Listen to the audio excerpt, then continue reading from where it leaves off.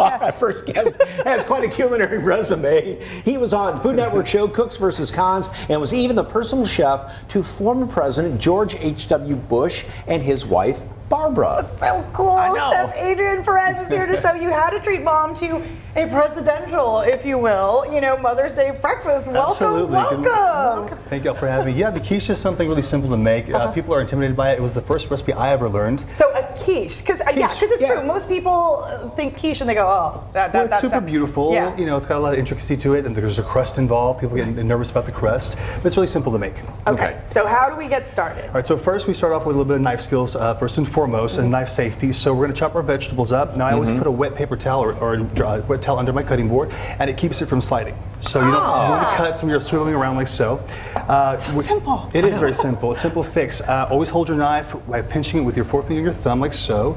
Never put your finger over the top. A lot of folks like to do this, and what that does is wobble the knife. Okay, so pinch it, get a nice handle on it and balance, and just go.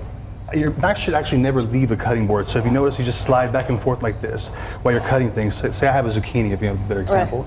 Up and down like so, and just let it glide back and forth. So just keep it simple, live a natural life, leave the cutting board, and curl your fingers in when you're cutting as well. Okay. Yeah, so it's better to nick a knuckle than nick a fingertip, right? And all those veggies go into a pan. And you said that the secret to that is? Keep them dry, so once they're sauteed, you're gonna dab them with a paper towel and get the moisture off of them. And don't salt them until they're done, because they'll weep a lot. Okay. Yeah, salt them done. So saute those in a couple tablespoons of butter. And while those are cooking, we're going to par bake our pie crust. So I used a puff pastry today, and all I did was poke some holes in the bottom of the pie there. And I'm going to weigh it down with some dry beans or dry rice. This is garbanzo beans, so that way it keeps it from rising. So par bake that for about 15 minutes. But you can use just a regular pie crust, though, Absolutely. that you buy. This is what I had left in the freezer, so we're using the puff pastry today. But yes, definitely But any crust. light, it's flaky. It's fun. I think it's more fun. It's more rustic and more real. And that's the other thing, when you said that's what you had in the freezer, that's the thing about a quiche, almost like an omelet, is where whatever in the fridge will work. That's what you put in Absolutely. it. So I'm using a mix of cheeses I have in the fridge as well. I'm using the Wisconsin cheeses. I've got some pepper jacks, some Gouda over there to go with the bacon. Oh, there's bacon in this also, by the way. And then we're adding a little bit of the cheddar as well. So just mix any cheese you want. They'll all work together. You're adding cream to this. It's going to taste delicious no matter what. And before you throw the vegetables in, you want to make sure you kind of sop up the... Pat them dry a little bit, yeah. Definitely. So that they don't... So the crust doesn't get all soggy, right? Absolutely. And what's the ratio of eggs to cream here? So we're going to do 6 eggs to about a cup and a half, or about a cup of half and half. You can have the cream. You can do milk, you can do mix. Everyone does something different. Salt and pepper are going to go in there as well. And no flour. No flour in this one. I always thought there was flour in a quiche. I don't know what you're talking about. There's no flour there. I don't know. I could be wrong too. There's more than one way to do it. Maybe they did that a long time ago. Back in the day. It sounds like a classic version of this. So once those are going to be cooked down, and listen, when your vegetables are in the skillet, let them sit there and do their job. Let them cook. You want them to brown and caramelize. That's where all the natural flavor is. And then spinach and sour cream will mix together as well. And does this go in the egg mix? It is, but it's not here first. No. So we're going to layer this together. So move all this out of the way. And I added some fresh herbs to there as well if you want to. Anything you want. So this goes in first? Well, yes, this goes in first. Okay. And then next goes the vegetables. Okay. Alrighty. Good job, man. This is quick. It's quicker than I made it. Spread out there. Spread it nice and even. Okay. Your oven's probably around 350, depending on what kind of crust you're doing. Over the top goes the vegetables. Okay. And then you're going to pile on all this cheese. Oh wow. All the goodness.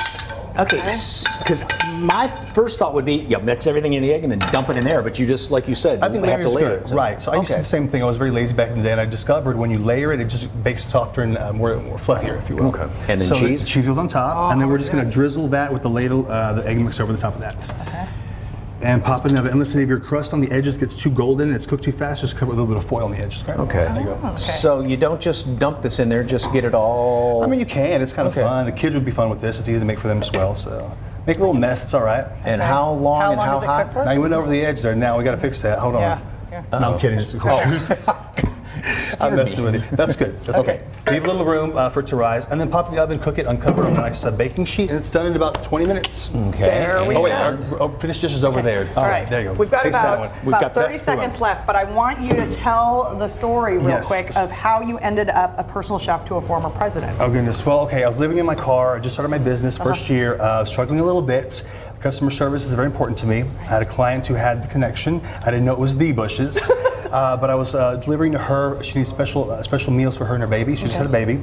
So she said, I'm going to refer you to the Bushes. They need a replacement chef for a month. And there I was sitting in their kitchen the next day, cooking 3 or 4 meals a day, 8 hours a day. And it was the biggest honor of my career so far. And you said they're eating healthier at the time, and you were instructed I was instructed no not to give him any kind of libations, any kind of bad sugar, but President Bush did like his whiskey and pecan cherry ice cream after dinner. And so you don't say no to a president. You don't say no to the president. So he got a small portion of that just to get him by. So yeah.